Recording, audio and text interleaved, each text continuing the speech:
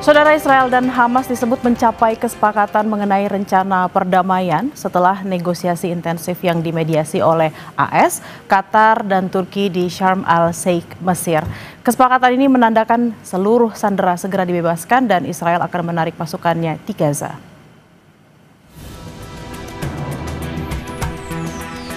Para negosiator dari Turki, Qatar, Mesir, dan Israel saling berjabat tangan sebagai penanda kesepakatan. Kesepakatan ini menandakan seluruh sandera akan dibebaskan dan Israel menarik pasukannya sebagai langkah awal menuju perdamaian. Sebelumnya pada 29 September, Trump meluncurkan 20 poin rencana untuk Gaza bersama Perdana Menteri Israel Benjamin Netanyahu. Rencana itu sebenarnya diberikan tenggat 72 jam, namun baru dicapai kesepakatan pada 8 Oktober kemarin. Hamas menerima rencana yang ditengahi AS dengan syarat perdamaian abadi dan penarikan penuh pasukan Israel dari Palestina.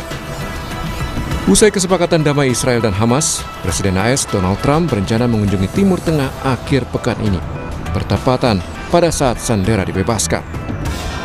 I was just dealing with people from the Middle East, Arab people and other people on the potential peace deal for the Middle East. Peace for the Middle East, it's a beautiful phrase and we hope it's going to come true, but it's very close and they're doing very well. I may go there sometime toward the end of the week, maybe on Sunday actually, and we'll see, but there's a very good chance. Meski Hamas dan Israel telah sepakat gencatan senjata fase pertama, namun serangan Israel di Gaza, Palestina masih saja terjadi. Ledakan dan asap masih terlihat di Gaza pada Kamis siang. ناس كثير فقدنا أحباء أصدقاء أقارب فقدنا بيوت البيت مش مجرد حجر انهدم وبس البيت هذا وطن الآن بالرغم من فرحتنا لكن الآن أنت بتفكر في اللي جاي المناطق اللي احنا بدنا نرجع لها أو ناويين نرجع لها صعب تعيش فيها. Ada 4 poin penting dalam kesepakatan damai tahap 1. Pertama, Hamas dan Israel sepakat membebaskan para sandera, termasuk tahanan yang dijatuhi hukuman penjara sejak Perang Gaza pertama kali pecah 7 Oktober 2023. Kedua, penarikan pasukan Israel dari zona perang di Gaza. Ketiga, Hamas meminta dalam 5 hari setelah kesepakatan dijalin, setiap harinya ada 400 truk bantuan diizinkan masuk. Poin lanjutan pada kesepakatan tahap 1 adalah warga Gaza yang mengungsi akibat agresi Israel segera kembali ke daerahnya. Baik Hamas dan Israel meyakini tahap 1 pertukaran dimulai pada Senin 13 Oktober nanti. Sudah bergabung bersama kami di studio Kompas TV, Suzy Sudarman, pengamat hubungan internasional Universitas Indonesia. Selamat siang, Prof. Suzy. Selamat siang, Bella. Prof. Suzy, ini soal kesepakatan damai antara Israel dan Hamas gitu ya. Apa yang Ibu baca dari beberapa poin kesepakatan terkait penghentian pertempuran, penarikan pasukan, pembebasan seluruh sandera gitu. Apa yang bisa dibaca, Ibu? Saya melihatnya lebih konkret dalam artian sebelumnya di PBB selalu ada yang disebut constructive ambiguity dengan interpretasi yang masing-masing pihak yang akhirnya nggak ketemu. Sekarang ada seorang presiden Amerika yang menegaskan bahwa dia punya ancaman kepada dua belah pihak agar menyepakati perjanjian ini dan ditungguin agar Israel dan Netanyahu menandatangani kesepakatan bahwa dia akan setuju dengan ini. Lalu terkait dengan kesepakatan ini sebenarnya, Bu, apakah memang jadi kesepakatan yang adil bagi kedua belah pihak, terutama kan selama ini yang dinilai kurang diajak berbicara itu dari pihak Hamas. Seperti apa Ibu melihatnya? Adil untuk Palestina tidak, adil untuk Amerika iya, karena ada potensi profit ya dari pembangunan Gaza, tapi untuk Palestinanya sendiri tidak diikut sertakan dan tidak disebut tentang two-state solution. Akhirnya, apakah ini akan damai dengan secara langgeng atau sebetulnya akan ada masalah-masalah? Sudahnya. Bu, kalau kita lihat dalam perundingan perdamaian ini, Amerika Serikat terutama Trump bertemunya dengan Netanyahu, kemudian bertemu dengan negara-negara mediator ini, tapi Sebenarnya Hamasnya sendiri, pihak Hamas ini tidak dilibatkan dalam perundingan ini. Apa yang bisa dilihat, Bu? Apakah memang benar bisa tercapai two state solution kalau ada satu pihak yang tidak diajak bicara? Ibu kalau mau menjawab boleh minum dulu, nggak apa-apa. Hamas punya cita-cita yang berbeda. Waktu dia menyandera orang-orang 7 Oktober itu, dia tujuannya adalah menciptakan mini state.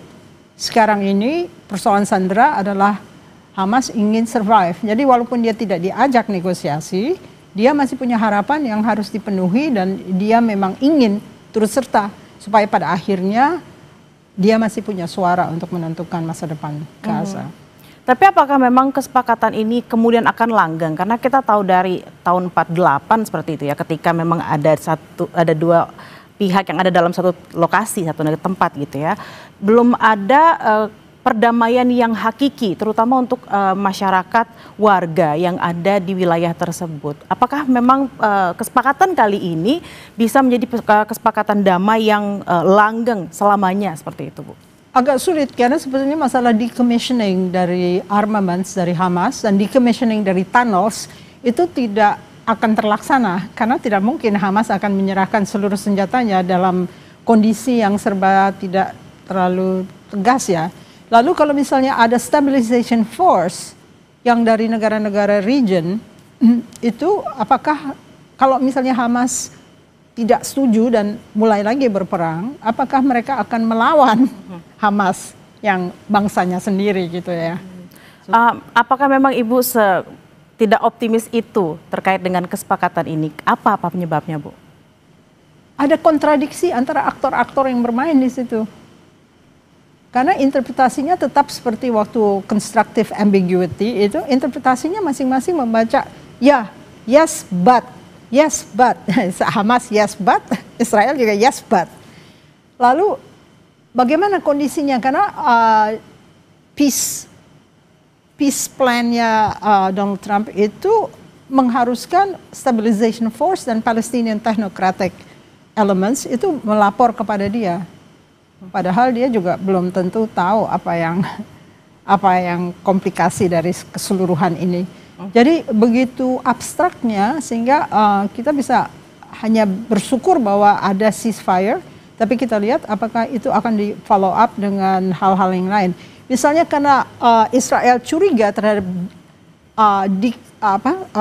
perlucutan senjata dari Hamas, dia tidak akan 100% mundur dari wilayah tersebut, hanya harus menyediakan alat pemukul kalau misalnya Hamas melawan kembali. Lalu Bu, kalau kita tahu katanya Trump akan pergi ke Timur Tengah dalam minggu-minggu dalam pekan ini, apakah memang akan ada negosiasi ulang di sana? Dan kalau memang ada negosiasi ulang, siapa yang harus ada dalam meja perundingan? Seharusnya wilayah West Bank diikutsertakan Palestinian Authority. Ini kelihatannya mereka nggak diajak sama sekali dan two state solution tidak dibahas sama sekali.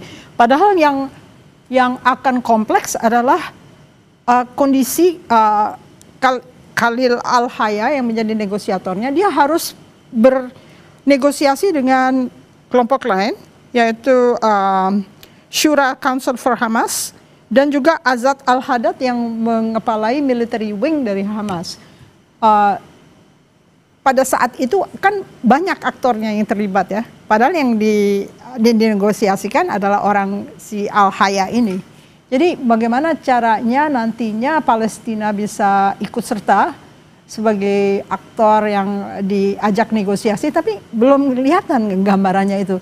Karena Trump terpusat pada rekonstruksi Gaza yang akan menguntungkan Amerika Serikat dengan mengundang kontraktor-kontraktor untuk ikut membangun dengan dana-dana internasional. Apakah itu akan wujud secara mudah pada saat tentara Israel tidak mundur dan Hamas tidak decommission? Nah ini yang pertanyaan yang paling besar ya. Biasanya kan memang dalam sebuah hubungan antar negara tidak mungkin ada sesuatu yang tidak didapatkan dari negara lain seperti itu.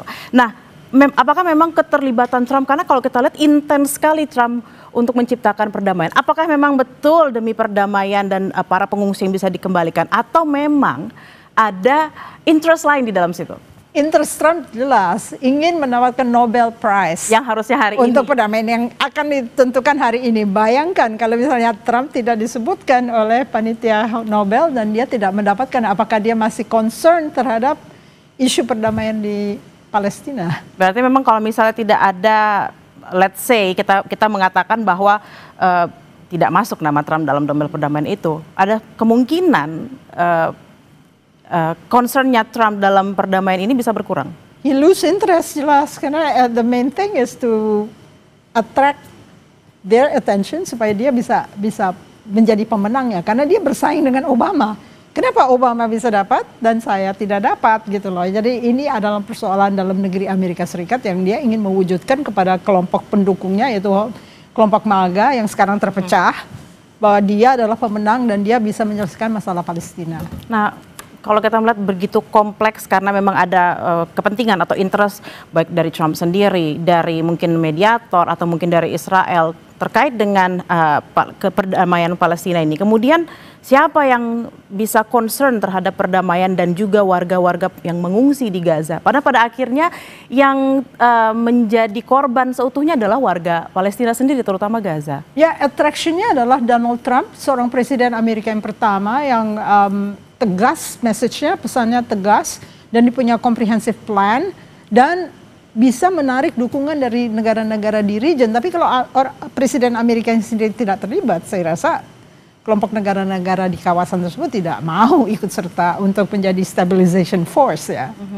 Terkait dengan kesepakatan-kesepakatan terkait penghentian pertempuran, kemudian penarikan pasukan, pembebasan seluruh sandera supaya truk bantuan bisa masuk.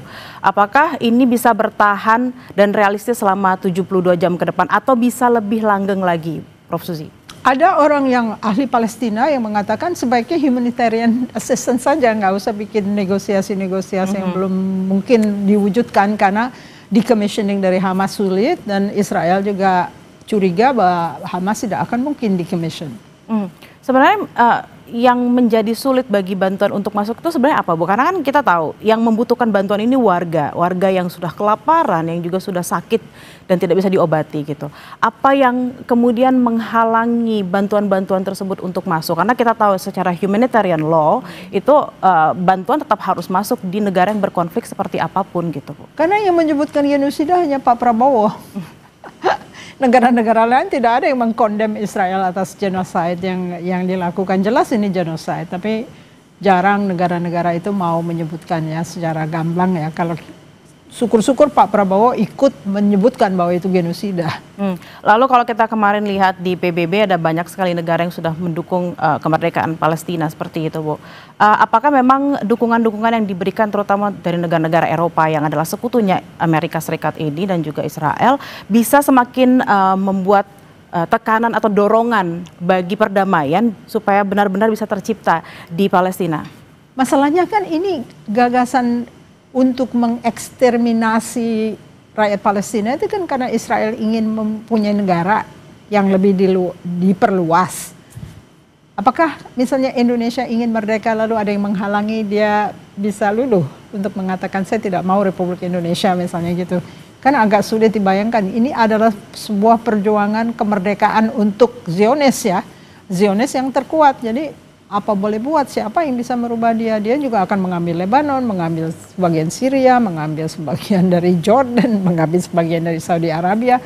Malah kayaknya tidak akan mungkin terjadi perdamaian di kawasan tersebut karena cita-cita kaum Zionis ini juga disertai oleh dukungan fisik ya, dalam arti persenjataan, alutsista cukup untuk menghimpun dukungan-dukungan dari negara-negara yang sekarang ini sedang menyatakan harus ada two-state solution. Apakah mereka bisa melawan kehendak sebuah negara untuk menciptakan sebuah nasion ya? Itu kan agak sulit dibayangkan karena cita-cita itu adalah cita-cita menurut mereka suci, tapi menurut orang lain, nah ini membunuh gitu loh ya. Memang ada perbedaan pandangan gitu terkait dengan hal yang tadi Ibu katakan. Terakhir Bu Suzy, ini 23 Oktober nanti itu akan jadi 2 tahun, peringatan 2 tahun penyerangan di Gaza. Apa yang harus dilakukan agar perdamaian bisa tercipta? Waduh, ini susah sekali ya dibayangkan.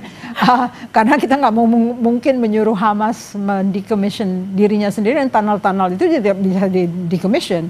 Bagaimana untuk membuat orang Israel percaya bahwa Hamas akan takluk dan akan menurut dengan negosiasi itu. Jadi mereka saling menjaga. Nah, ini yang sangat berbahaya.